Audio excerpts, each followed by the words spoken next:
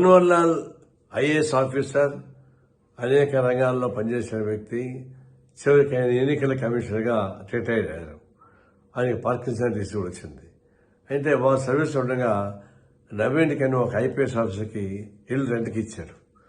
ఆ రెంట్కి ఇచ్చిన తీసుకున్న తర్వాత ఆయన 4G డాక్యుమెంట్స్ పెట్టి ఆ ఇల్లే ఆక్యుపై చేసుకుని ప్రయత్నించాడు.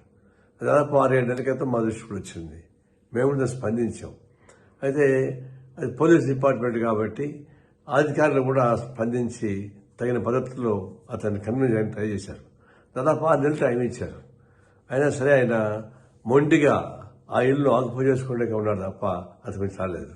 అంటే పోలీస్ ఆఫీసర్లుగా ఆఫీసర్ని సపోర్ట్ చేయకుండా న్యాయం సపోర్ట్ చేశారు.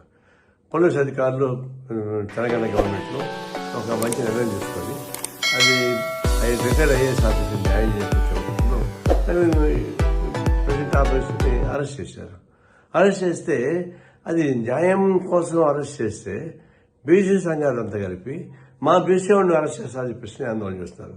ఇది ఎక్కడ విచిత్రం? ఇది బీసీ సంఘాలు మాత్రం అన్యాయం చేసిన సపోర్ట్ చేస్తారా? బీసీ సంఘాలు సాంఘిక సంక్షేమం కోసం ఫైట్ చేయాలి తప్ప ఆ బీసీ పేరు పెట్టుకుని అన్యాయం చేస్తుంటే వాళ్ళు కూడా సపోర్ట్ చేయాలనేటువంటి పద్ధతి పోతే మాత్రం చాలా విచిత్రమైంది, ఆశ్చర్యమైంది. మేము దాన్ని తీవ్రంగా ఖండిస్తున్నాం. బన్వర్లాల్కి న్యాయం చేకూర్చి వద్ద తీసుకున్నటువంటి పోలీసు వైఖరిని మేము సమర్థిస్తూ ఉంటాం.